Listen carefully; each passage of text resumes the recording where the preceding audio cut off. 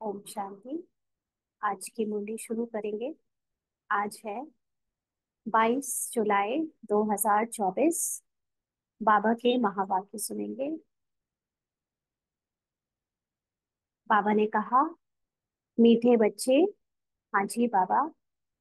देही अभिमानी बनो तो शीतल हो जाएंगे।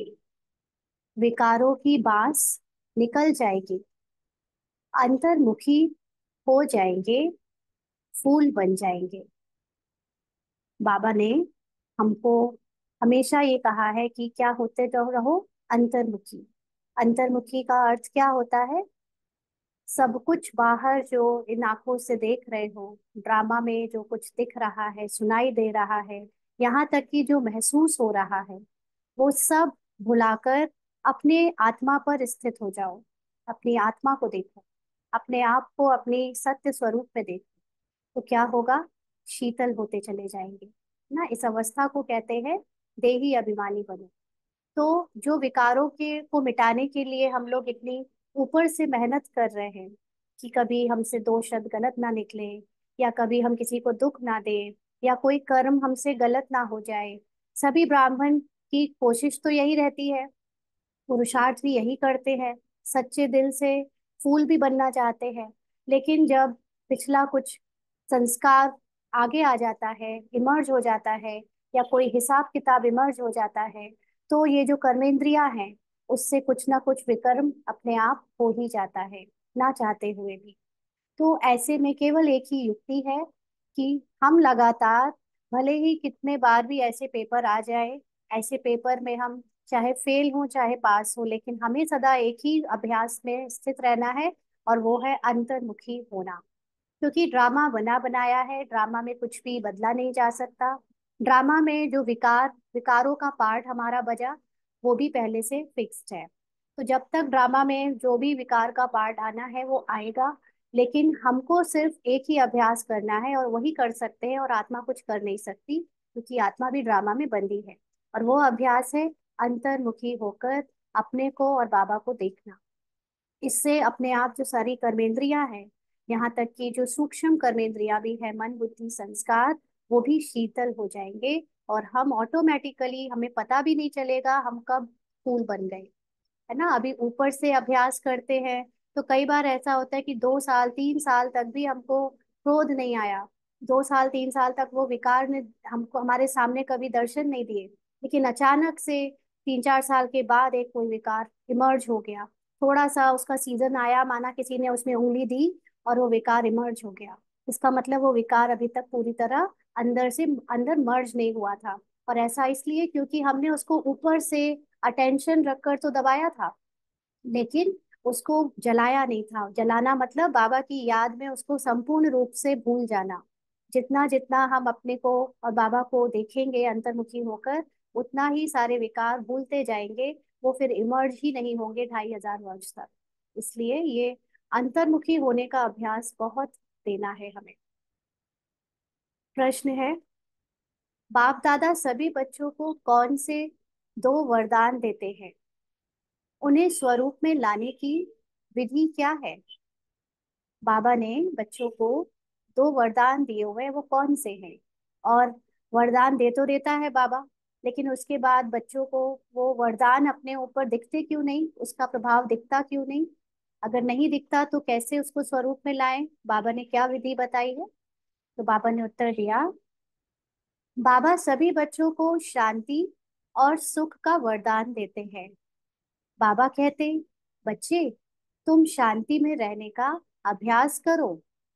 कोई उल्टा सुल्टा बोलते हैं तो तुम जवाब ना दो।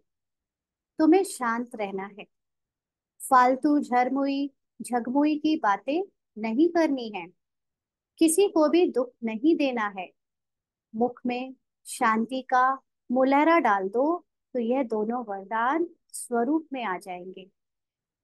तो हम अगर इसकी गहराई में चले, क्योंकि ये साकार मुरली है, और साकार मुरली बाबा ने सभी बच्चों को तब सुनाई थी जब बच्चों में देह भान अच्छा खासा था। है ना। अभी तो बाबा के बच्चे इतने सालों से, 80 85 सालों से अव्यक्त पालना और साकार पालना ले रहे हैं, तो बच्चों को अपनी आत्मिक अवस्था पहले से तो अच्छी बन चुकी है। तो अगर हम इसकी गहराई में जाएं, तो बाबा कहते हैं कि बच्चों को शांति और सुख का बाबा ने वरदान दिया। वरदान का अर्थ क्या होता है? जो चीज आपको इजली अवेलेबल मिल गई, मतलब उसके लिए अब आपको कोई पुरुषार्थ भी करने की जरूरत नहीं है। जस्ट वो आपको भगवान ने गिफ्ट के रूप में दे दी है। तो ये शांति और सुख तो हमारा जन्म सिद्ध अधिकार हो गया जब बाबा ने वरदान के रूप में दे दिया। माना, आत्मा जब अपने सत्य रूप में स्थित होती है, तो शांति और सुख ही उसका ओरिजिनल गुण है। ये ज्ञान अगर आत्मा को सदा स्मृति में रहे, तो बाबा कहते कि फिर ये जो वरदान आपके प्रैक्टिस में जैसे जैसे आप इसको करोगे, तो आपके मुंह से फिर झरमुई झगमुई की बातें भी नहीं निकलेगी। लेकिन जब तक वो प्रैक्टिस हमारी परमानेंट हो नहीं जाती, जब तक हम लोग उस आत्मा की स्थिति में नेचुरली अनुभव में नहीं रहते, तब तक के लिए ऊपर से भी अपने कर्मों पर, अपने बोल पर ध्यान रखो। कोई उल्टा सुल्टा बोले तो तुम जवाब ना दो, तुम्हें शांत रहना है। यानी ड्रामा में जो सीन है, उसमें भी अपने ऊपर एक्यूरेट ध्यान रखो कि हमसे कोई भी ऐसी हरकत ना हो। लेकिन जब हो जाएगी तो क्या होगा? क्योंकि ड्रामा में अगर ऐसी चीजें आई हैं और फिक्स्ड हैं, तो उसको फिर बाबा ने ड्रामा से फुल स्टॉप लगाने के लिए भी कहा हुआ है ना। इसीलिए जब तक हम अंदर से कोई विकार को पूरी तरह भस्म नहीं कर पा रहे हैं, या क्योंकि टाइम लगता है, 63 जन्मों का संस्कार, 63 जन्मों के विकर्म और 63 जन्मों के स्वभाव संस्कार का जो हिसाब किताब है, वो सब जब खत्म होएगा तो उसमें थोड़ा टाइम लगेगा। लेकिन जब तक वो टाइम पूरा नेचुरली हमारे अभ्यास में नहीं आ रहा, तब तक के लिए ऊपर से हमें पूरा ध्यान रखना है कि किसी को कोई दुख नहीं देना है। तो अगर ये आ, अभ्यास हम करें कि ऊपर से भी हम शांति का मुलहरा मुख में डाल ले, माना सदा शांत रहना सीख लें, तो यह दोनों वरदान स्वरूप में आ जाएंगे। क्योंकि अंदर से जिस दिन परिवर्तन हो जाएगा, तो ऊपर से तो परमानेंट हो ही जाएगा। ओम शांति। मीठे मीठे बच्चे कभी सम्मुख है, कभी दूर चले जाते हैं। सम्मुख फिर वही रहते हैं जो याद करते हैं, क्योंकि याद की यात्रा में ही सब कुछ समाया हुआ है। सम्मुख का मतलब जो बच्चे अपने को निराकारी आत्मा के अभ्यास में सदा रखते हैं, वो बाबा के सामने हैं। और जो भूल जाते हैं, बार बार देह भान में चले जाते हैं, ड्रामा में अपने को एक्टर समझ उसकी एक्ट में डूब जाते हैं, एक्टर नहीं समझते बल्कि एक्ट में डूब जाते हैं, वो बच्चे बाबा से जैसे दूर चले जाते हैं। इसीलिए सम्मुख या याद करने वाले बच्चे सदा बाबा की याद में समाये रहते हैं। गाया जाता है ना, नजर से निहाल, आत्मा की नजर जाती है परमपिता में, और कुछ भी उनको अच्छा नहीं लगता। तो ये कौन सी नजर की बात हो रही है? ये दो आंखों की नहीं। इससे तो हम अभी जहाँ रहते हैं, जिनके बीच में रहते हैं, वही दिखेंगे, वही सारा सीन दिखेगा। लेकिन जो हमारे अंदर की नजर है, जो थर्ड आई है, या जो हमारी बुद्धि है, वो सदा परमपिता और उनको के स्वरूप में और अपने सत्य स्वरूप में ही टिकी रहे। क्योंकि ऐसे बच्चे जो सदा अपने सत्य को जानते हैं, बाबा को अपने सामने देखते हैं, उन्हें और कुछ अच्छा लग ही नहीं सकता। उनको याद करने से विकर्म विनाश होते हैं। क्योंकि बाबा को याद करना माना अपनी निराकारी स्थिति को ज्यादा से ज्यादा अपने अंदर इमर्ज करना। और जितना हम निराकारी स्थिति में इमर्ज रहेंगे, उतना ही देह भान में जो हुए पार्ट में जो हमसे विकर्म है, वो हम उनसे छूट जाएंगे, क्योंकि अब हम उनके कर्ता नहीं रहे ना। क्योंकि आत्मा अपने सत्य स्वरूप में जब टिकती है, तो वो ना तो करता है, ना ही वो भोगता है, ना वो सोचता है, और ना ही वो किसी भी पार्ट में अपने आप को करते हुए देखती है। क्योंकि यहाँ पर जब हम पार्ट बजा रहे हैं, तो फिक्स पार्ट बजा रहे हैं। इसलिए यहाँ बहुत ध्यान रखना है कि जो हम बच्चे अपने आप को ये कहते हैं कि हम बाबा को याद कर रहे हैं, माना हम अपनी आत्मिक स्मृति में टिके हुए। ऐसे नहीं कि सिर्फ देह भान के साथ बाबा को याद कर रहे हैं, ड्रामा का स्वरूप बनकर बाबा को याद कर रहे हैं। तो बाबा कहते तो अपने पर कितनी खबरदारी रखनी चाहिए। क्योंकि विक्रम विनाश होते हैं, माना हम बॉडी कॉन्शियसनेस से सोल कॉन्शियसनेस में ट्रांसफर होते हैं। और ये सोल कॉन्शियसनेस परमानेंट बन जाए, इसके लिए बाबा को ज्यादा से ज्यादा याद करना पड़ेगा। और अगर हम नहीं करते ऐसा, तो क्या होगा कि बॉडी कॉन्शियसनेस जितनी ज्यादा रहेगी हमारे ऊपर, उतना ही ये जो हिसाब किताब पिछले 63 जन्म के जो भी हमको भोगना या फल आएंगे, वो हमको दुखी दुखी करेंगे या दुख देंगे। सोल कॉन्शियसनेस में इसकी कोई टचिंग नहीं होगी, दुख की टचिंग नहीं होगी। भले ही बॉडी में हिसाब किताब आएंगे लेकिन आप दुखी नहीं होंगे। बाबा कहते हैं याद ना करने से माया समझ जाती है इनका योग टूटा हुआ है, तो अपनी तरफ खींचती है। अब माया कोई ऐसी राक्षसनी तो नहीं है ना कि वो देख रही है हमको। माया का मतलब है अज्ञानता। जब बाबा को हम याद नहीं करते तो जो पुराना स्वभाव संस्कार अज्ञानता का है वो हावी हो जाता है और वो अपनी तरफ खींचने लगता है। कुछ ना कुछ उल्टा कर्म करा देती है ना, अज्ञानतावश फिर हम उल्टा कर्म कर देते हैं। ऐसे बाप की निंदा कराते हैं, भक्ति मार्ग में गाते हैं, बाबा मेरे तो एक आप, दूसरा ना कोई। तब बाप कहते हैं बच्चे मंजिल बहुत ऊंची है ना। ऊंची का मतलब क्या है? क्योंकि भक्ति मार्ग में हम अपने को ये शरीर समझ के याद करते थे। हम फला फला है, किसी की माँ है, किसी के बाप हैं, है ना। शरीर का जो भी हमें भान था उससे बाबा को याद करते थे। लेकिन बाबा कहते हैं कि उससे याद करने से नहीं चलेगा। अभी तो मंजिल बहुत ऊंची है, क्योंकि ऊंची मतलब आपको ये देह भी भूलनी पड़ेगी, देह का भान भूलना पड़ेगा, ड्रामा भूलना पड़ेगा, और तब अपने उस निराकारी स्थिति में आप स्थित हो सकोगे। इसीलिए परम धाम को ऊंचा दिखाया गया है ना। नीचे साकार लोक, फिर सूक्ष्म वतन, फिर परम धाम। तो बच्चे मंजिल बहुत ऊंची है, मतलब आपको अपनी निराकारी स्थिति में स्थित होने के लिए पहले साकार दुनिया को भूलना पड़ेगा, फिर सूक्ष्म शरीर भी छोड़ना पड़ेगा, और फिर आपका वो निराकारी स्थिति स्थित हो पाओगे, जो कि हमारी मंजिल है। तो बाबा कहते हैं काम करते हुए बाप को याद करना, यह है ऊंच से ऊंच मंजिल ना। काम करते करते निराकारी स्थिति में स्थित होना, ये है सबसे फाइनल स्टेज का पुरुषार्थ। इसमें प्रैक्टिस बहुत अच्छी चाहिए, नहीं तो निंदक बन जाते हैं उल्टा काम करने वाले ना। अगर हम योग में माना अपने आत्मिक स्वरूप में नहीं टिकते तो हमारे द्वारा कुछ ना कुछ कर्म ऐसे होते हैं जिससे बाबा और बाबा के यज्ञ की निंदा हो सकती है, उल्टा काम करते हैं। समझो कोई में क्रोध आया, आपस में लड़ते झगड़ते हैं, तो भी निंदा कराई ना। इसमें बड़ी खबरदारी रखनी है।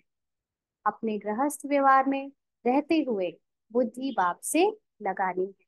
तो बाबा के बच्चे अभी जब बाबा को कम याद करते हैं तो क्या होता है, कुछ ना कुछ मैंपन के कारण, मेरेपन के कारण हमें ना क्रोध या दूसरे विकार आते हैं, फिर आपस में लड़ाई झगड़ा होता है। क्यों? क्योंकि इसमें कहीं ना कहीं माया ने या अज्ञानता ने प्रवेश कर लिया। तो इसलिए बाबा कहते हैं गृहस्थ व्यवहार में रहते हुए बहुत खबरदारी से रहना है। ऐसे नहीं कि कोई संपूर्ण हो गया है, नहीं। कोशिश ऐसी करनी चाहिए कि हम देही अभिमानी बने। हम माना हम, है ना, आत्मा। हमको सिर्फ अपने पुरुषार्थ पे ध्यान देना है। क्योंकि जैसे ऐसी ही चिंतन चला ना, जैसे कभी कभी आप रास्ते में जा रहे होते हो तो सामने से कोई बड़े मनमौजी लोग होते हैं, वो बाइक से आ रहे हैं और वो गोल गोल टेढ़ी मेढ़ी करके बाइक चला रहे हैं, और आप भी सामने से स्कूटी में हो या अपनी गाड़ी में हो। तो क्या होता है कि आप उसको देखने लगते हो तो आपको थोड़ा सा विचलित होते हो कि कहीं ये हमें हमसे भिड़ ना जाए आके। तो हम उसको तो नहीं कुछ कर सकते क्योंकि वो तो अपने हिसाब से अपने पार्ट अनुसार टेढ़े मेढ़े आ रहा है, लेकिन आपको अपनी स्थिति में स्थित होना पड़ता है। आप इतना अंतर्मुखी होकर देखते हो कि हम कहीं उससे भिड़ ना जाए, इसलिए खुद को संभालना पड़ता है ना। तो ऐसे ही यहाँ पर भी है कि कोशिश ऐसी करनी चाहिए कि हम देही अभिमानी बने। कोई कितना भी हमसे टकराए, कोई कितना भी हमको बीच बीच में पुरुषार्थ में परेशान करे, लेकिन हमें ये याद रखना है कि अभी कोई भी संपूर्ण नहीं बना है। उनकी भी गलतियां उनके देह भान के कारण हैं, और हम बस अपना जिम्मेदारी ले कि हम आत्माभिमानी बनकर रहें। देह अभिमान में आने से कुछ ना कुछ उल्टा काम करते हैं तो गोया बाप की निंदा कराते हैं। तो जहाँ देह अभिमान क्या है, मैं और मेरापन, जहां पर भी ये आया कि ये ड्रामा में मैं कुछ कर सकता हूँ, या मैं कर रहा हूँ, या मैं इसको बदल सकता हूँ, या मैं दूसरों को ठीक कर सकता हूँ, है ना, जहां जहां ये मैं है, वहां पर जरूर कुछ ना कुछ उल्टा काम होगा। और उल्टा काम होगा तो फिर बाबा की निंदा भी कराएंगे कि ऐसे है बाबा के बच्चे, ऐसा करते हैं। तो ये बाबा की निंदा है।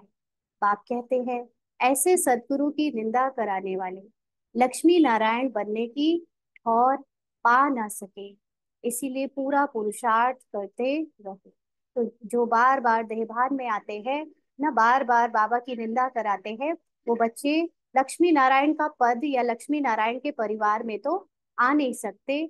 इसलिए बाबा कहते कि पूरा पुरुषार्थ यानी अपनी आत्मिक इस अवस्था में टिकने के लिए बार बार, विकारों से छूटने के लिए बार बार ये अभ्यास करो। इससे तुम बहुत ही शीतल बन जाएंगे।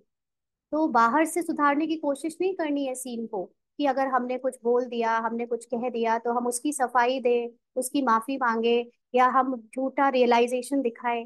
हमको अंदर से सिर्फ कुछ नहीं करना, बाबा की याद में अपने को आत्मा समझ बैठना है। बैठना ही नहीं, लेकिन चलते फिरते काम करते सदा अपनी आत्मिक अवस्था में निराकारी स्थिति में रहना है, बाबा की याद में रहना है। तो ऑटोमेटिकली अंदर से स्वभाव संस्कार सारे शीतल हो जाएंगे।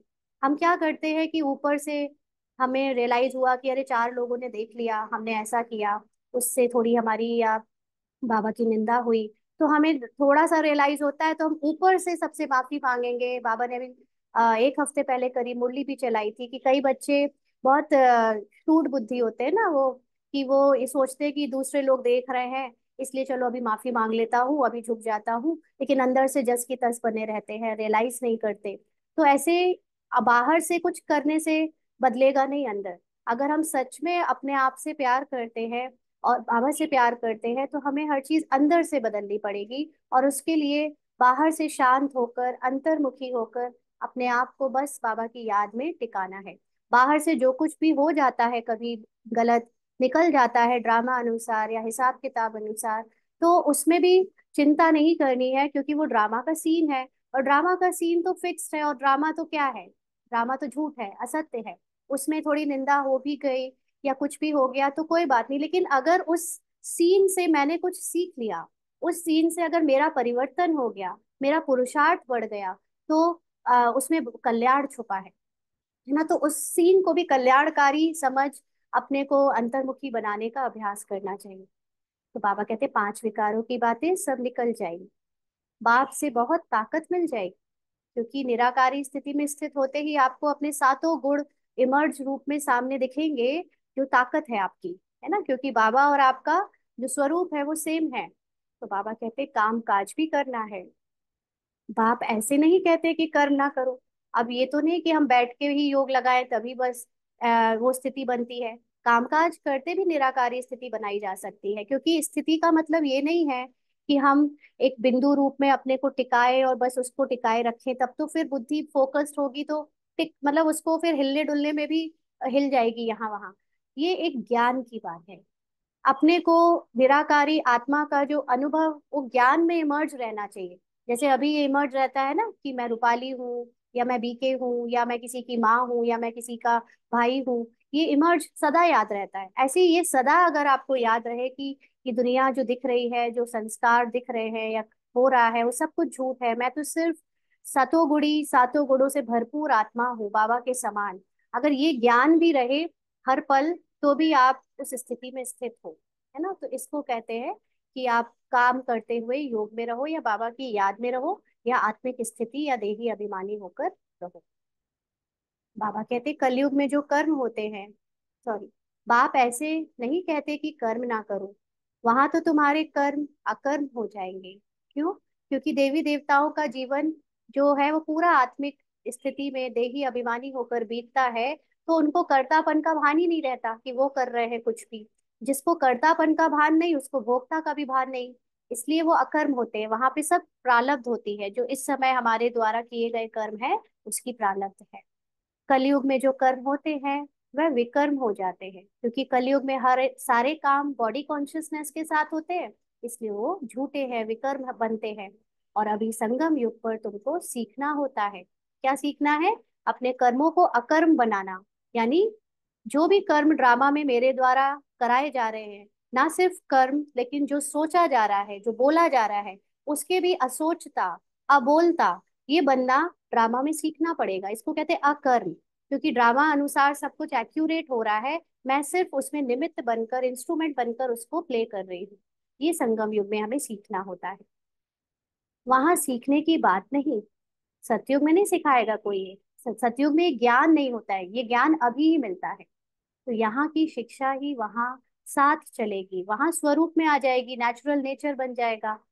बाप बच्चों को समझाते हैं बाहर मुखता अच्छी नहीं है ना।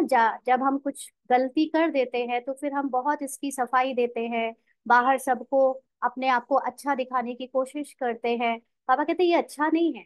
अंतर्मुखी भव। कुछ भी हो जाए, गलतियां भी हो जाए, पार्ट में कुछ ऊपर नीचे भी हो जाए, तो सिर्फ एक काम करना है, मुझे बाबा की याद में अपने को आत्मा समझ टिक जाना। वह भी समय आएगा जबकि तुम बच्चे अंतर्मुख हो जाएंगे। ऐसा समय ड्रामा के अंत में फिक्स्ड है, क्योंकि तब बाबा ड्रामा का राज और अच्छे से सबको समझवाएगा। तो फिर कुछ भी बाहर बदलने को नहीं रह जाएगा। जब तक ड्रामा का ज्ञान हमें ढंग से समझ नहीं आता तो हम बाहर के सीन बदलने की कोशिश करते हैं, बाहर से अच्छा बनने की कोशिश करते हैं। लेकिन अच्छा चाहे बुरा, दोनों ही पार्ट बाहर ड्रामा में फिक्स्ड है हमारे। उसमें मैं आत्मा निर्दोष हूँ, है ना। मैं आत्मा तो अपने बाबा के साथ बैठी हूँ, अगर ये याद रहे, नीचे पार्ट में स्टोरी के अकॉर्डिंग जो चल रहा है वो चलेगा। उसको अगर जान लिया अच्छे से या महसूस कर लिया, तो फिर हम अंतर्मुखी होने में देरी नहीं करेंगे। तो बाबा इसको कहते हैं कि अंत में वो समय आएगा जब तुम बच्चे अंतर्मुखी हो जाएंगे, यानी ड्रामा का ज्ञान भी लास्ट में सब बच्चों को अच्छे से समझ आ जाएगा। सिवाय बाप के और कुछ याद नहीं आएगा। तुम आए भी ऐसे थे, जब कोई चीज करने को नहीं है, कोई चीज बदलने को नहीं है, प्लस या माइनस करने को नहीं है, तो हम उसकी याद करें क्यों? अभी ड्रामा क्यों याद आता है? अभी ये सारी दुनिया जिसमें हम लौकिक टच में है, वो सब क्यों बार बार बुद्धि में आती है? क्योंकि हमें लगता है हमें कुछ करना है, हमें कुछ बदलना है, हमें कुछ बनना है। जब पता चल जाएगा कि यहाँ ना तो कुछ बनने को है, ना कुछ बदलने को है, ना कुछ करने को है, सब कुछ अपने आप एक पिक्चर की तरह चल रहा है, तो आपके पास काम ही क्या बचेगा? सिर्फ अपनी स्थिति में स्थित होने का। बाबा कहते तुम आए ही ऐसे थे, कोई की याद नहीं थी ना। सतयुग में जब पहली बार आए थे तो कोई की याद नहीं थी। गर्भ से बाहर जब निकले तब पता पड़ा कि यह हमारे माँ बाप है, यह फलाना है। तो फिर अब जाना भी ऐसे है, यानी सबको भूल कर जाना है। जो जीते जी इस बात का पुरुषार्थ कर लेगा, वो बहुत सुख से ये शरीर छोड़ेगा, बिल्कुल अपनी परम आनंद अवस्था से शरीर छोड़ेगा। और जो अभी टच में यहाँ के माँ बाप, यहाँ के जो भी शरीर के रिश्ते नाते याद रखेगा, उसको ये अंत में छोड़ने में, उन सब से दूर होने में, वो सब भुलाने में सजा जैसी लगेगी। तो बाबा कहते हमें एक बाप के हैं और कोई उनके सिवाय बुद्धि में याद ना आए। भले टाइम पड़ा है, परंतु पुरुषार्थ तो पूरी रीति करना है। शरीर पर तो कोई भरोसा नहीं, कोशिश करते रहना चाहिए। घर में भी बहुत शांति हो, क्लेश नहीं ना। बाबा के बच्चे कई बार देखते हैं सिर्फ एक एक बच्चा ही ज्ञान में चल रहा है, बाकी के सारे घर वाले तो ज्ञान में नहीं है, तो क्लेश होता है ना। तो बाबा कहते हैं घर में भी बहुत शांति हो और क्लेश हो, उसकी जिम्मेदारी बाबा के बच्चों को उठानी पड़ेगी।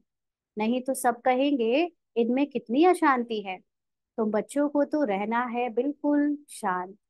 तुम शांति का वर्षा ले रहे हो ना। अभी तुम रहते हो कांटों के बीच ना। जब हम देह भान वालों के बीच में रहते हैं तो उनकी हर बात में देह भान, दुख लेना देना, विकारों की बात ही होती है।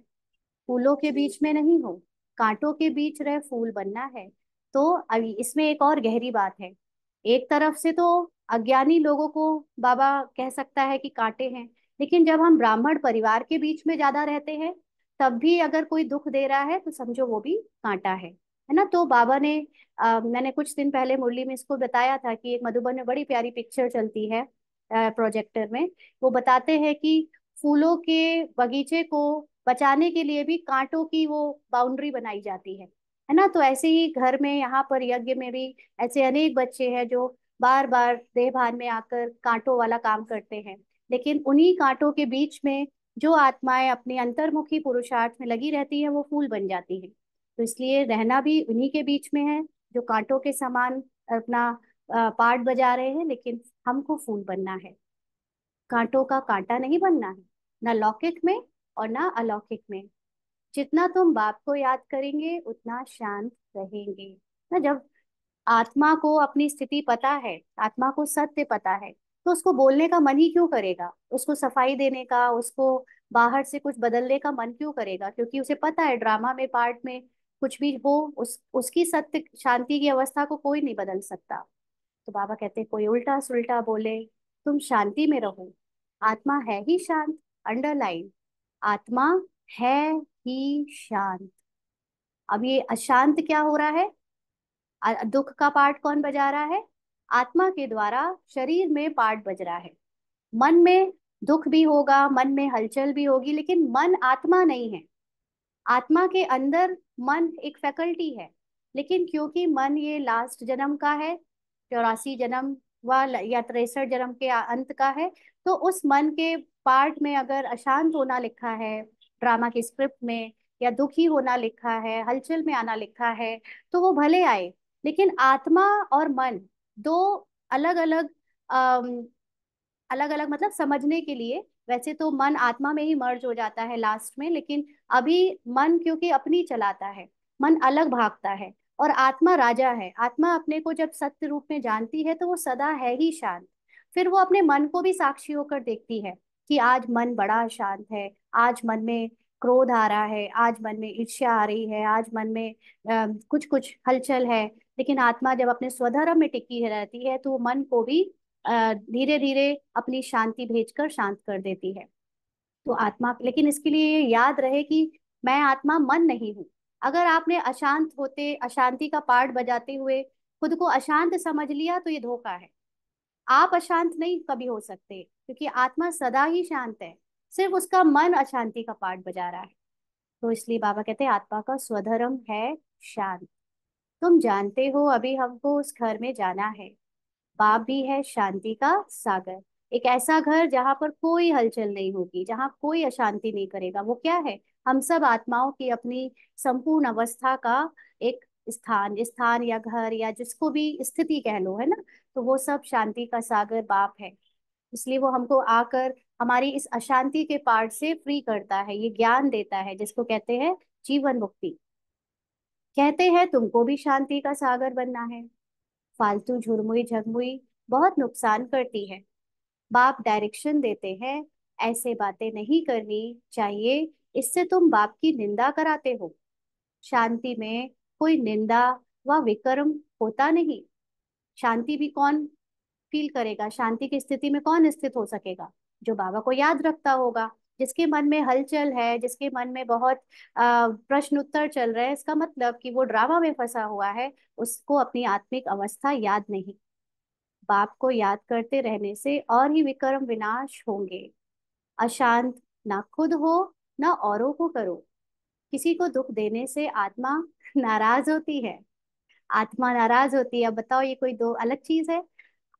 समझना है ना, दुख कौन दे रहा है? दुख दे रहा है मन, है ना? मन को आता है मैं इससे बदला ले लूं, मन को आता है कि मैं इसको रिएक्शन में कुछ कर दूं, या किसी से ईर्ष्या करूं, या किसी से, ये सब मन में चल रहा है। ये हलचल वाली सारी सिचुएशन मन में हो रही है, जो कि विनाशी है, चेंजेबल है, बार बार चेंज होता है। लेकिन जब आत्मा देखती है कि मन तो बिल्कुल आउट ऑफ कंट्रोल जा रहा है, जिसको हम लोग कहते हैं कि हमारी अंदर से दिल जो है वो बहुत साफ है, लेकिन जो बुद्धि जो बहुत चलाते हैं, जो बुद्धि से काम लेते हैं ना, वो हो गया मन बुद्धि।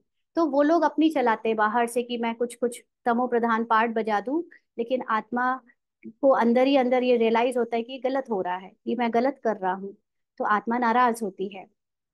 बहुत है जो रिपोर्ट लिखते हैं बाबा, यह घर में आते हैं तो धम चक्र मचा देते हैं ना। किसी किसी के घर में जब अज्ञानी आत्माएं ऐसा पार्ट बजाती हैं, या कभी कभी ज्ञानी आत्माएं भी बजाती हैं, तो बाबा लिखते हैं तुम अपने शांति स्वधर्म में रहो।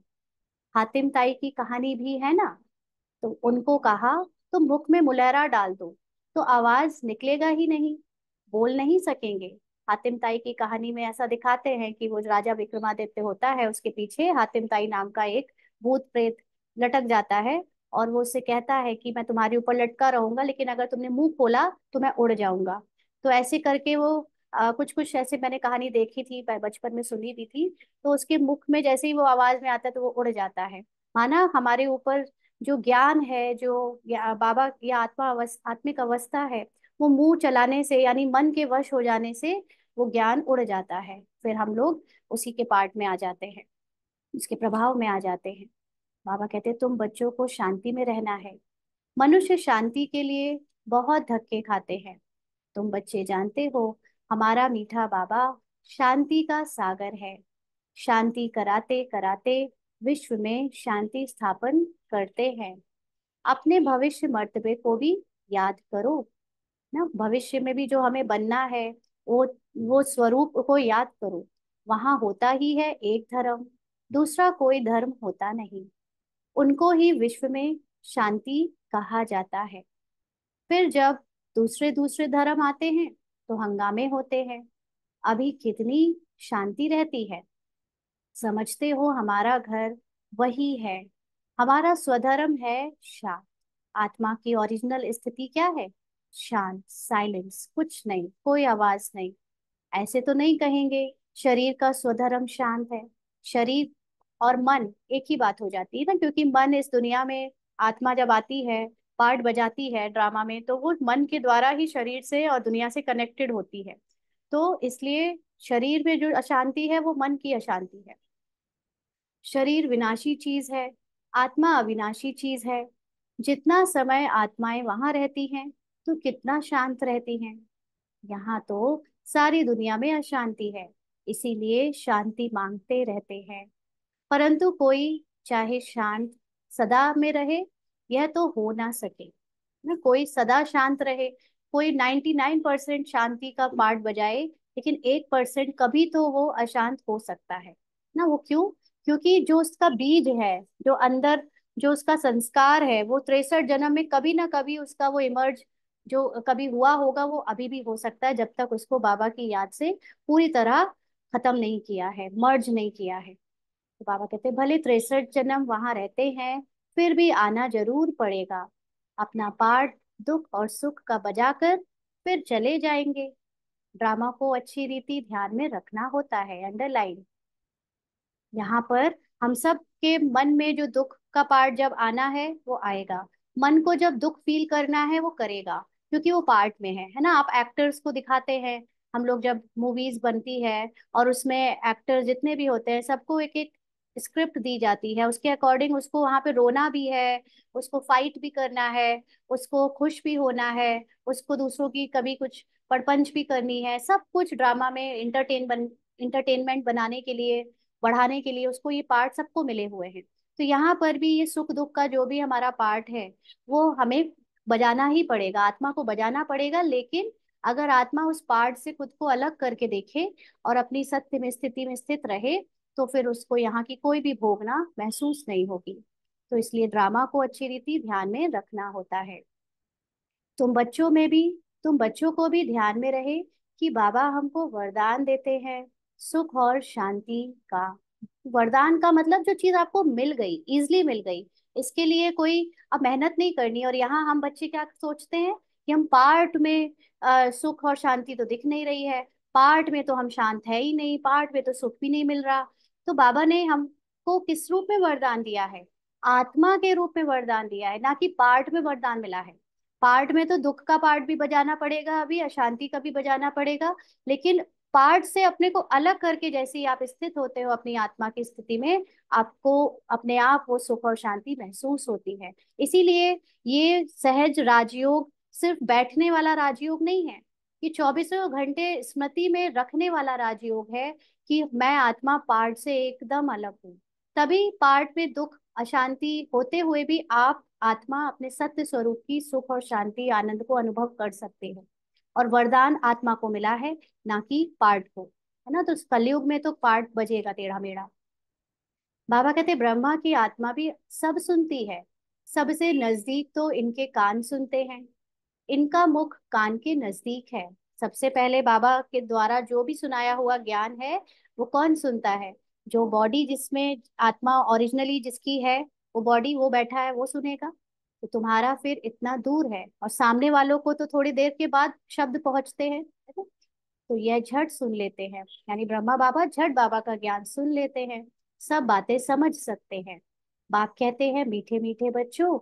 अब बाबा क्यों मीठे मीठे हमको बोलता है? क्योंकि बाबा जानता है कि ये बच्चे ओरिजिनल स्थिति में, आत्मिक स्थिति में है ही प्रेम के सागर। इसीलिए तो वो हमको हमारी ओरिजिनल स्थिति देखते हुए मीठा मीठा कह पाता है। हम क्यों नहीं कह पाते? क्योंकि हम उनका पार्ट देखते हैं। बाबा हमको कभी भी हमारे पार्ट से नहीं देखता। पार्ट तो जैसा है वो इंटरटेनमेंट के लिए बजा रहे हैं, लेकिन ओरिजिनली हम सब बहुत स्नेही, स्नेह के मास्टर सागर हैं। तो बाबा कहता है मीठे मीठे तो सबको कहते हैं, क्योंकि बच्चे तो सब हैं। जो भी जीव आत्माएं हैं वह सब बाप के बच्चे अविनाशी हैं। शरीर तो विनाशी है, बाप अविनाशी है। बच्चे आत्माएं भी अविनाशी हैं ना। सब बच्चे क्या है? बच्चे यानी आत्मा। यहाँ पर बाबा रूहों को कह रहा है, शरीर को या पार्ट को नहीं कह रहा। पार्ट क्या है? शरीर और पार्ट, या मन। मन नहीं कहेंगे, बट शरीर और पार्ट दोनों ही चीजें विनाशी हैं, चेंजेबल है, बार बार चेंज होते हैं। लेकिन आत्मा जो है वो अविनाशी है, इसलिए उसके सातों गुण भी अविनाशी हैं, सदा उसके अंदर रहते हैं। तो बाप बच्चों से वार्तालाप करते हैं। इसको कहा जाता है रूहानी नॉलेज। सुप्रीम रूह बैठ रूहों को समझाते हैं। बाप का प्यार तो है ही। जो भी सब रूहें हैं, भले तमो प्रधान है ना, इस समय तमो प्रधान है का मतलब तमो प्रधान पार्ट में है। तमो प्रधानता का प्रभाव उन पर है ना, उसकी लेयर उनके ऊपर चढ़ी हुई है। जानते हैं यह सब जब घर में थे, यानी अपने ओरिजिनल शांत चित अवस्था में थे, विदाउट एनी ड्रामा का पार्ट, तो सतो प्रधान थे। अंडरलाइन, हम सब आत्माएं originally without drama, without part क्या है? सतो प्रधान। सबको कल्प कल्प हम आकर शांति का रास्ता बताता हूँ। यही तो बाबा हमको ज्ञान से बताता है कि हम ओरिजिनली कौन है। तो वो ओरिजिनल स्थिति में टिकने से हम वापस वैसे बन जाते हैं। बाबा कहते वर देने की बात नहीं। अंडरलाइन, अभी ऊपर बाबा ने कहा था कि मैं वरदान देता हूँ, अब बाबा कह रहा है कि वर देने की भी बात नहीं। क्योंकि आत्मा है ही शांत स्वरूप, तो इसमें वरदान भी क्या दे? सत्य को और भी क्या सत्य बनाया जाए? सत्य तो सत्य है ना, तो इसमें वरदान देने की बात नहीं है। लेकिन क्योंकि ये मुरली हम बॉडी कॉन्शियस होकर पार्ट सुन रहा है, तो उसको बाबा कहता है कि लो मैं तुम्हें वरदान देता हूँ, जबकि ये हमारी सत्य स्थिति है। तो ऐसे नहीं कहते धनवान भव, आयुष्मान भव। पार्ट में बाबा, क्योंकि धनवान कौन होगा? पार्ट धनवान होगा। आयुष्मान मतलब लंबी उम्र वाला। अब लंबी उम्र किसको चाहिए? शरीर को ही चाहिए। आत्मा की तो उम्र ही नहीं, आत्मा तो अनलिमिटेड है, मरती नहीं, कभी कोई आदि मध्य अंत नहीं। तो ये सब पार्ट के लिए बाबा नहीं हमको वरदान देते हैं कि धनवान भव, आयुष्मान भव। नहीं, सतयुग में तुम ऐसे थे, परंतु आशीर्वाद नहीं देते थे, क्योंकि आशीर्वाद की जरूरत तभी पड़ती है जब दुर्गति में होते हैं।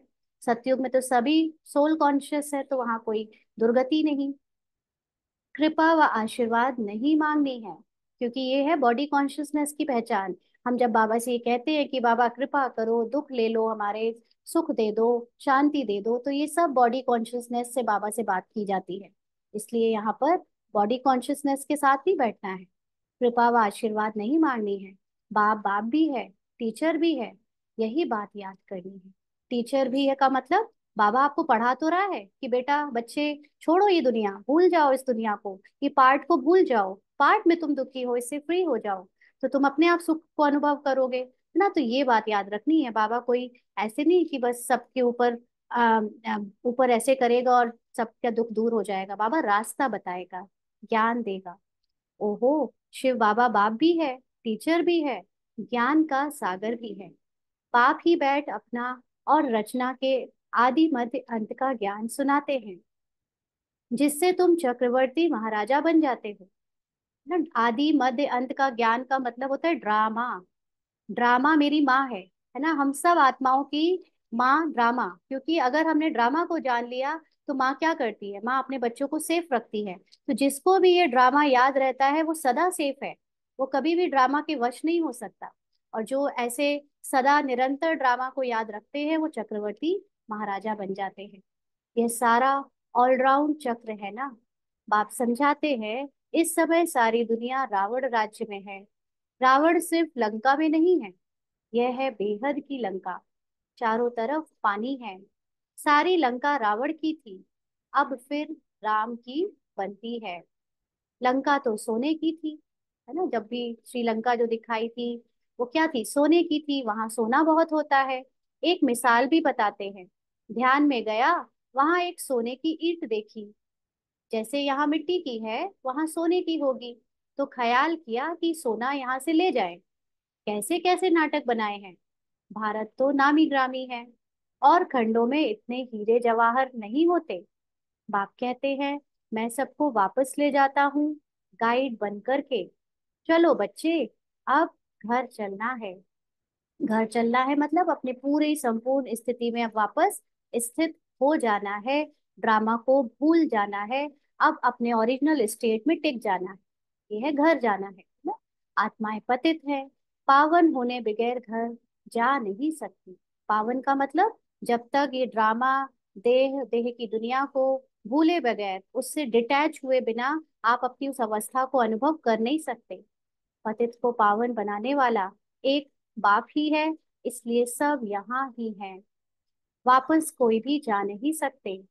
लॉ नहीं कहता, बाप कहते हैं। बच्चे, अब देखो ब्रह्मा बाबा भी फरिश्ता है ना इस समय। तो ब्रह्मा बाबा भी अपनी निराकारी स्थिति से एक स्टेप पीछे क्यों है?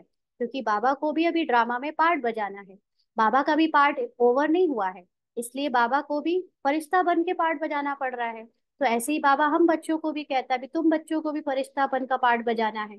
तो इससे एक स्टेप हम निराकारी स्थिति से नीचे हैं, है ना, क्योंकि पार्ट बजाते समय हम ड्रामा को या इस दुनिया में कुछ तो कर ही रहे हैं ना। तो संपूर्ण निराकारी स्थिति में स्थित होना, तो इसको बाबा कहते हैं कि वो परम धाम के गेट खुलना। वो एक स्टेप पीछे है ब्रह्मा बाबा भी, क्योंकि अभी हम सब आत्माएं पहले फरिश्ते की स्टेज तक तो पहुंचे, तब तो निराकारी स्थिति यानी ड्रामा को भूले। अभी ड्रामा में जब तक चल रहा है तब तक तो ड्रामा का पार्ट सबको बजाना है। तो इसलिए बाबा कहते वापस कोई भी जा नहीं सकते, लॉ नहीं कहता। बाप कहते बच्चे, माया तुम्हें और ही जोर से देह अभिमान में लाएगी। अब क्या है, ये देह का जो भान है अलग अलग रूप में, सबसे ज्यादा तो इस समय भय। ये भय जो है वो ना सिर्फ नॉन बीके, लेकिन बीके के अंदर भी बहुत है। किस बात का भय? कि मैं श्रीमत पे चल रहा हूँ कि नहीं, कि मुझसे गलती ना हो जाए, कि मैं कहीं निंदा ना करा दूं, ये भी तो भय है ना। अब ये भय क्या है, क्यों है ये भय? क्योंकि ड्रामा का ज्ञान नहीं है। जिस भी ब्राह्मण को, जिस भी बीके को ये ड्रामा का ज्ञान है कि मेरे द्वारा पार्ट में जो भी होगा वो उसकी जिम्मेदार मैं नहीं हूँ, क्योंकि वो पार्ट में था तो होना है, लेकिन मेरी जिम्मेदारी सिर्फ इतनी थी कि मैं बाबा की याद में रहूं। और जब आप बाबा की याद में सच में निरंतर रहोगे, तो आपसे, आपके पार्ट में जो गलतियां हुई भी है उसका प्रभाव ना तो दूसरों पर ज्यादा देर तक रहेगा ना आप पर रहेगा। माना वो बाबा कहता है ना कि जो मेरी याद में टिककर कोई कर्म करता है तो उसका बिगड़ा हुआ भी मैं बना देता हूँ। इसलिए ये नहीं सोचो कि मेरे से कोई कर्म बिगड़ गया। कई बार हिसाब किताब वश भी हमारे द्वारा पार्ट बिगड़ा हुआ बजाया जाता है। फॉर एग्जाम्पल, कि कोई आत्मा पिछले कई जन्मों से उसने हमारे ऊपर कुछ गलत किया होगा। अब इस जन्म में उसका भी तो हिसाब किताब ओवर होगा ना, सिर्फ ब्राह्मण का तो नहीं होगा, उनका भी हिसाब किताब ओवर होने जा रहा है।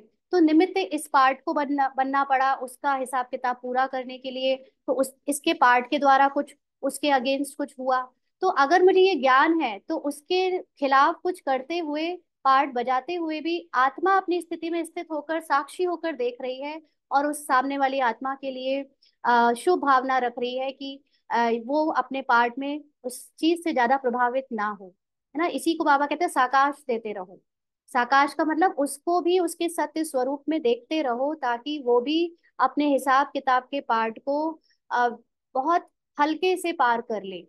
दुख से पार ना करे, बल्कि बहुत लाइट होकर पार करे, चाहे वो ब्राह्मण्स हैं चाहे वो नॉन ब्राह्मण्स हैं, है ना।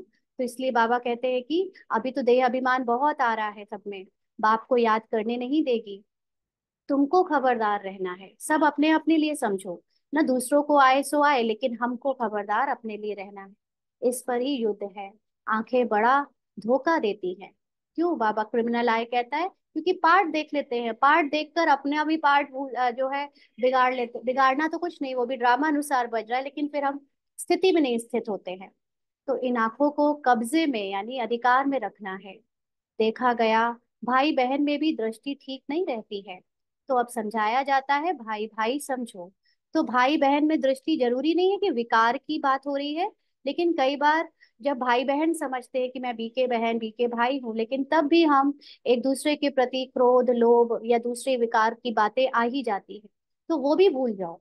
हम सब बाबा के बच्चे हैं, निराकारी स्थिति में स्थित हो जाओ। इसको कहते हैं भाई भाई समझो। ये कोई शरीर के भाई की बात नहीं है कि मैं फिजिकल मेल बॉडी बन जाऊं और तुमको भी फिजिकल मेल बॉडी में देखूं, नहीं। फिजिकली तो सब कुछ भूलना है, सिर्फ निराकारी स्थिति में भाई भाई को समझो। तब जाकर आप एकदम बेफिक्र रह सकते हो, भय से मुक्त हो सकते हो। आत्मा अपनी अवस्था में टिकने से ही भय में मुक्त हो सकती है, नहीं तो उसको डर ही लगता रहेगा। पहले डर हमारे लिए फिजिकल होते थे, है ना, कि कोई हमें चोरी ना कर ले, कोई हमारा हम कुछ बिगाड़ ना दे। अब हमारे सूक्ष्म भय है कि हमसे गलती ना हो जाए, कि हमसे ये ना हो जाए कि हम किसी और का कुछ बिगाड़ ना दे। इस भय में भी क्यों रहना है? ये भी देह भान की निशानी।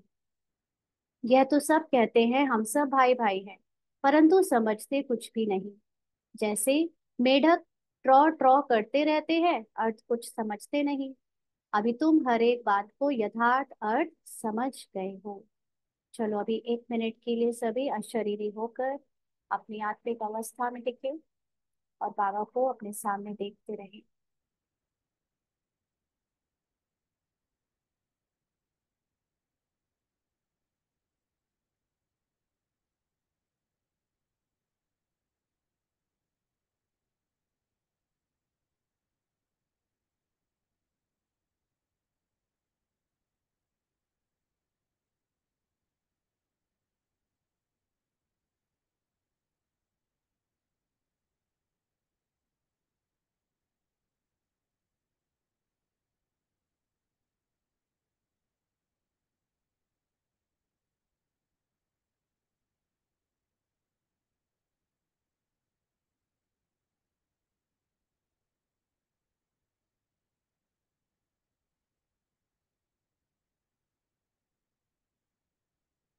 शांति।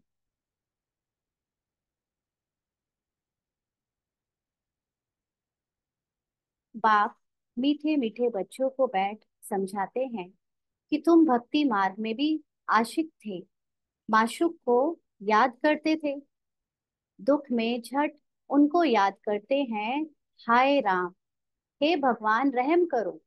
स्वर्ग में तो ऐसे कभी नहीं कहेंगे, है ना। रहम कौन मांगता है?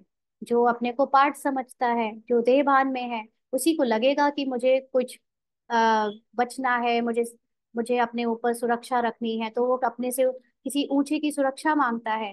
आत्मा को अपनी स्थिति में स्थित होने में किसकी सुरक्षा चाहिए? किसी की नहीं। तो इसलिए जो भक्ति मार्ग है, पूरा देहभान के कारण भगवान को बुलाते हैं और उनसे रहम मांगते हैं। स्वर्ग में तो ऐसे कभी नहीं कहेंगे, वहां रावण राज्य ही नहीं होता है। तुमको राम राज्य में ले जाते हैं तो उनकी मत पर चलना चाहिए। अभी तुमको मिलती है ईश्वरीय मत, फिर मिलेगी दैवीय मत। इस कल्याणकारी संगम युग को कोई भी नहीं जानते हैं, क्योंकि सबको बताया हुआ है कि कलयुग अर्जुन छोटा बच्चा है ना। बाबा बताता है ड्रामा अनुसार सबको, ये ड्रामा तक ना पहुंचे कोई तो ये पहले से सबको पता है कि अभी तो बहुत सारा कलयुग बचा हुआ है ना। ये ड्रामा के बारे में किसी को नहीं पता। लाखों वर्ष पड़े हैं। बाबा कहते हैं यह है भक्ति का घोर अंधियारा और ज्ञान है सोजरा, माना ज्ञान है प्रकाश। ड्रामा अनुसार भक्ति की भी मूंद है, यह फिर भी होगी। अब तुम समझते हो भगवान मिल गया है तो भटकने की दरकार नहीं रहती। तुम कहते हो हम जाते हैं बाबा के पास अथवा बाप दादा के पास।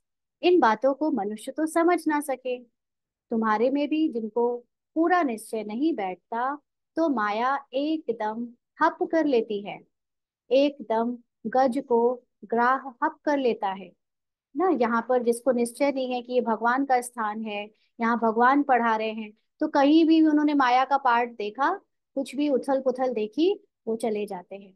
तो उनको जैसे माया हप कर लेगी जैसे गज को ग्राह हप कर लेता है। बाबा कहते आश्चर्यवत सुनंती कथंती और फिर भागंती। पूरे तो पुराने तो चले गए, उनका भी गायन है अच्छे अच्छे महारथियों को माया हरा देती है ना। महारथियों को, जिन्होंने पहले बहुत अच्छा पुरुषार्थ किया, पाठ बजाया, सेवा करी, लेकिन माया यानी अज्ञानता, कुछ उनके अंदर अज्ञानता का पार्ट ऐसा होता है जिससे वो अपने उस अवस्था से नीचे गिर जाते हैं या छोड़कर चले जाते हैं। बाबा को लिखते हैं बाबा आप अपनी माया को नहीं भेजो, माना अज्ञानता को नहीं भेजो। माया क्या है? माया यही तो है, अज्ञानतावश जो हमने पुराने कर्म किए हैं या जो संस्कार हमारे अंदर हैं वो आ जाते हैं। तो बाबा कहते अरे ये हमारी थोड़ी है। माया भावा की एक बार बाबा ने क्या कहा था कि माया तो मेरी खुद ही सहयोगी है। खैर बाबा बच्चों को जताने के लिए कि ये मेरी थोड़ी है। रावण अपना राज्य करते हैं, हम अपना राज्य स्थापन कर रहे हैं। यह परंपरा से चला आता है। रावण ही तुम्हारा सबसे बड़ा दुश्मन है, जानते हैं? रावण दुश्मन है, इसीलिए उसको हर वर्ष जलाते हैं। मैसूर तो दशहरा मैसूर में तो दशहरा बहुत मनाते हैं। मैसूर का दशहरा खास फेमस है। समझते कुछ नहीं। तुम्हारा नाम है शिव शक्ति सेना, उन्होंने फिर नाम बंदर सेना डाल दिया है। बंदर क्या करता है? बंदर को आप रतन दो, हीरे दो तो फेंक देगा पत्थर समझ के, है ना? तो ऐसे ही जब हम यहाँ पर ज्ञान को समझते नहीं तो उसको क्या कर देते हैं, धारण करे बिना ही फेंक देते हैं। तुम जानते हो बरोबर हम बंदर मिसल थे। अब शिव बाबा से शक्ति ले रहे हो रावण पर जीत पाने के लिए। बाप ही आकर राजयोग सिखलाते हैं। इस पर कथाएं भी अनेक बना दी हैं, अमर कथा भी कहते हैं। तुम जानते हो बाबा हमको अमर कथा सुनाते हैं, बाकी कोई पहाड़ आदि पर नहीं सुनाते। कहते हैं शंकर ने पार्वती को अमर कथा सुनाई। शिव शंकर का चित्र भी रखते हैं, दोनों को मिला दिया है। यह सब है भक्ति मार्ग। दिन प्रतिदिन सब तमो प्रधान होते गए हैं, सतो प्रधान से सतो होते हैं तो दो कलाएं कम होती हैं। त्रेता को भी वास्तव में स्वर्ग नहीं कहा जाता ना। त्रेता का जो भी पार्ट है वो क्या है, क्षत्रिय पार्ट दिखाया है। और क्षत्रिय पार्ट का मतलब कि माया से बार बार हार जीत होना। तो ब्राह्मण परिवार में भी जो माया से लास्ट लास्ट तक हारते रहेंगे, हार जीत होती रहेगी, वो सब क्षत्रिय में जाएंगे, त्रेता में जाएंगे। बाप आते हैं तुम बच्चों को स्वर्गवासी बनाने। बाप जानते हैं ब्राह्मण कुल और सूर्यवंशी चंद्रवंशी कुल दोनों स्थापन हो रहे हैं। इस समय क्या है, इतने सारे बाबा के जो बच्चे हैं उनकी अब कैटेगरीज जो है वो डिवाइडेड होंगी। धीरे धीरे ड्रामा में ऐसा पार्ट आएगा कि सतयुगी सूर्यवंशी कैटेगरी अलग होगा, जो शांत रहेगा, जो स्थिर बुद्धि रहेगा, और जो हलचल करता रहेगा कराता रहेगा वो चंद्रवंशी की कैटेगरी में अपने आप चला जाएगा। तो रामचंद्र को क्षत्रिय की निशानी दी है। तुम सब क्षत्रिय हो ना, जो माया पर जीत पाते हो। इस समय माया से युद्ध हो रही है ना, लेकिन एंड एंड तक हम सबको स्थित हो जाना है अपने वीर विजयी स्थिति में। कम मार्क्स से पास होने वाले को चंद्रवंशी कहा जाता है, इसीलिए राम को बाण आदि दे दिया है। क्योंकि देखो बाण कितनी मेहनत कराता है ना, बाण में एक एक बाण मारो, कितनी मेहनत है। और स्वदर्शन चक्र जिसने चलाया, माना जिसकी अंतर्मुखी अवस्था है, जो आत्मा की स्थिति में बस स्थित रहता है, वो तो एकदम सारे लोगों को बस उसकी उंगली से निकला और इतने सारे लोगों को मार दिया। लोगों की बात नहीं, लेकिन यहाँ पर जो बाहर माया है उसको मारा। अज्ञानता के जितने भी हमारे ऊपर वार होते हैं, है ना, इस पूरे ब्राह्मण बी के पुरुषार्थ की जीवन में जितने भी अज्ञानता के वार होते हैं उसको हम अपनी अंतर्मुखी आत्मिक अवस्था से डिस्ट्रॉय करते हैं। तो वो वो हो गया हमारा सूर्यवंशी का पुरुषार्थ। और जब हम बाढ़ मारते एक एक विकार को जीतने की कोशिश करते हैं, और उस पर कभी हार होती है तो कभी जीत होती है, वो फिर राम की निशानी है ना। तो हिंसा तो त्रेता में भी होती नहीं, ये हिंसा की बात नहीं है, लेकिन ये सिर्फ समझ की बात है। गायन भी है राम राजा राम प्रजा, परंतु ये छत्रीपन की निशानी दे दी है तो मनुष्य मूंझते हैं। ये हथियार आदि होते नहीं हैं, शक्तियों के लिए भी कटारी आदि दिखाते हैं। समझते कुछ भी नहीं ना, उन्होंने सब दे दिया। जैसे फिजिकली वायलेंस हो रही है, उसमें खून बह रहा है, ऐसे थोड़ी ना हुआ है। ये तो हम लोगों की ही स्थिति है जो इस समय पुरुषार्थ करते करते इसकी कहानियां उन्होंने फिजिकल बॉडी में दिखा दी। तुम बच्चे अभी समझ गए हो कि बाप ज्ञान का सागर है, इसलिए बाप की आदि मध्य अंत का राज समझाते हैं। बाप ही बेहद के बाप का जो बच्चों पर लव है, वह हद के बाप का हो न सके। 21 जन्मों के लिए बच्चों को सुखदाई बना देते हैं, तो लवली बाप ठहरा ना। कितना लवली है बाप, जो तुम्हारे सब दुख दूर कर देते हैं। सुख का वर्षा मिल जाता है, वहां दुख का नामो निशान नहीं होता। अभी यह बुद्धि में रहना चाहिए ना, यह भूलना नहीं चाहिए। कितना सहज है, सिर्फ मुरली पढ़कर सुनानी है, फिर भी कहते हैं ब्राह्मणी चाहिए। हाँ, क्या चाहिए? सिर्फ मुरली पढ़कर जिसको सुनानी है तो वो कोई भी सुना सकता है, अलग से कोई ब्राह्मणी क्यों चाहिए, खुद सुना दो, है ना। ब्राह्मणी बगैर धारणा नहीं होती। कई बच्चे बाबा से ऐसे कहते हैं कि कोई टीचर भेजो, उनके बिना समझाए हमें समझ नहीं आता। तो बाबा कहते, अरे सत्यनारायण की कथा तो छोटे बच्चे भी याद करके सुनाते हैं।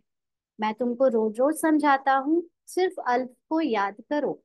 यह ज्ञान तो 7 रोज में बुद्धि में बैठ जाना चाहिए, है ना। तो रटने वाला ज्ञान तो सबको आ जाएगा, लेकिन जो समझ है उसके लिए सब सोचते हैं कि ब्राह्मण ही मिले। तो बाबा कहते हैं तुम खुद भगवान बाबा को याद करो, अल्फ को याद करो, या अपनी आत्मिक स्थिति में स्थित हो, तो तुमको खुद ही ये ज्ञान बाबा तुम्हारी दिव्य बुद्धि से समझवाता रहेगा। लेकिन जब हम खुद नहीं समझते तो फिर हमको लगता है कोई और समझाए। परंतु बच्चे भूल जाते हैं कि बाप फिर तो बाबा तो वंडर खाते हैं। अच्छा, मीठे मीठे सिकी लदे बच्चों प्रति माता पिता बाप दादा का याद प्यार और गुड मॉर्निंग। रूहानी बाप की रूहानी बच्चों को नमस्ते। हम रूहानी बच्चों की रूहानी बाप दादा को याद प्यार गुड मॉर्निंग और नमस्ते बाबा, शुक्रिया, थैंक यू बाबा। धारणा के लिए मुख्य सार। पहला पॉइंट, बाप से आशीर्वाद व कृपा नहीं मांगनी है। बाप, टीचर, गुरु को याद कर अपने ऊपर आपे ही कृपा करनी है। माया से खबरदार रहना है, ना, अज्ञानता में नहीं आना है।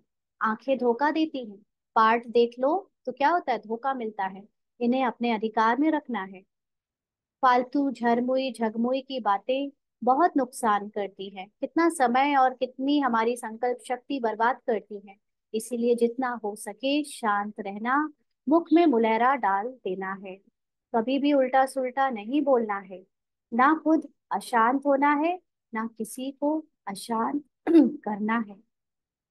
क्योंकि बाबा के बच्चों का रिपल इफेक्ट बहुत होता है ना, उनके संकल्प सब चारों तरफ फैलते हैं। तो बाबा के बच्चों में कोई अशांत होता है तो सभी अशांत की वाइब्रेशंस को महसूस करते हैं। आज का वरदान है, बाप की मदद से सूली को कांटा बनाने वाले सदा निश्चिंत और ट्रस्टी भव। बाप की मदद से सूली को कांटा बनाने वाले सदा निश्चिंत और ट्रस्टी भव।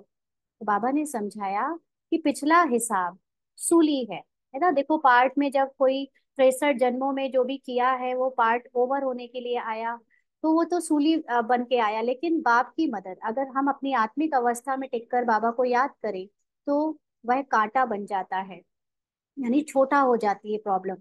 परिस्थितियां आनी जरूर हैं, क्योंकि सब कुछ यहाँ ही चुकतू करना है। लेकिन बाप की मदद उन्हें कांटा बना देती है, माना बहुत हल्के से निकलवा देती है। बड़ी बात को छोटा बना देती है, क्योंकि बड़ा बाप साथ है। इसी निश्चय के आधार से सदा निश्चिंत रहो और ट्रस्टी बन मेरे को तेरे में बदली कर हल्के हो जाओ, तो सब बोझ 1 सेकंड में समाप्त हो जाएंगे। तो सारा खेल नजरिए का है। परिस्थितियां जब आती हैं तो उसको 4 लोग अलग अलग नजरिए से देखते हैं। कोई एकदम हल्के से देखता है तो उसके लिए वो बिना विचलित किए वो परिस्थिति पार हो जाती है। कोई उसको बहुत हैवी समझ लेता है तो उसके लिए वो वही बहुत बड़ा दुख बन जाता है। तो जब हम अपनी आत्मिक स्थिति में स्थित होकर ड्रामा को साक्षी होकर देखते हैं और ट्रस्टी होकर पार्ट बजाते हैं, तो बिल्कुल निश्चिंत अवस्था में वो परिस्थिति को पार करता देख एकदम हल्के रहते हैं। और जो बोझ उसका हमारे ऊपर पड़ने वाला था ज्ञानतावश, वो ज्ञान के कारण 1 सेकंड में समाप्त हो जाता है। स्लोगन है, शुभ भावना के स्टॉक द्वारा नेगेटिव को पॉजिटिव पे परिवर्तन करो। तो जो भी सीन दिख रहा है कि बहुत हलचल वाला है, नेगेटिव है, पार्ट में उथल पुथल मची है, लेकिन आप अपनी शुभ भावना रखो, यानी हर बात कल्याणकारी है, ड्रामा कल्याणकारी है, और उसमें अपनी आत्मिक अवस्था का सत्य देखो, सामने वाले का भी सत्य देखो, तो वो बात क्या हो जाएगी, नेगेटिव, और नेगेटिव पॉजिटिव में चेंज हो जाएगी। ये आपकी शुभ भावना की हेल्प होगी। अच्छा, ओम शांति। आज के अव्यक्त इशारे हैं, जो परोपकार की भावना से संपन्न है वह सदा संतुष्ट मणि के समान स्वयं भी संतुष्ट होगा और सर्व को भी संतुष्ट करने वाला होगा। कमाल यह है, जो होपलेस में होप पैदा कर देगा। जिसके प्रति सब निराशा दिखाएं, ऐसे व्यक्ति व ऐसी स्थिति में सदा के लिए उनकी आशा के दीपक जगा देगा। तो संतुष्ट मणि कौन रहेगा, जो सबको संतुष्ट करने वाला होगा।